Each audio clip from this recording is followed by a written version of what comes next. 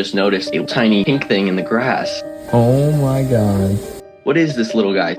We didn't know what it was. We took him inside, and I was like, all right, we got to get this little thing cleaned up and try to figure out what it actually is. As I start looking at it, I saw it move. I'm like, oh no, whatever this guy is, he's still alive. We started doing some research online, and we found out that it was a baby squirrel. We were just trying to figure out what we could do to try to save him. As my mom was cleaning him up, I ran to the pet store, got some puppy formula. We tried to feed him, and it was pretty difficult because the little end of the syringe was still too big for his mouth because he was so tiny. Then we decided to order these new tips, and once they came in, he was able to actually latch on in the same way he would do to his mom. The first month, we had to be feeding him every 2 hours. So it was pretty much like a newborn baby. I used to take him to work with me.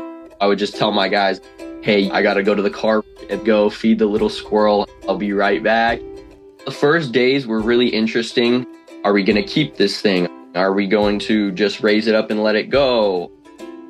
Once we started making sure that he was healthy, we kind of took pride in that. We're like, we're able to keep him healthy. We might as well just keep trying to get him more and more healthy from there. When he was opening his eyes, we were like, oh my gosh, they would like tiny open.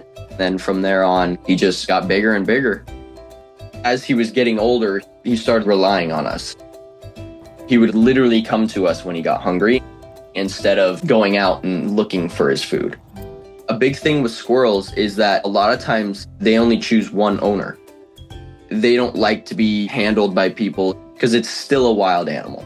As soon as he opened his eyes, me and my mom were like, okay, now we have to compete for who he's gonna connect with. He doesn't like to put himself in a vulnerable situation around me as he does it with my mom. Some of my favorite moments are just when he's laying there being super cuddly because people see it as almost like a fairy tale. Oh, he's letting you hold him. He's letting you pet him. He's just sitting there letting us love him, letting us care for him, almost not even acting.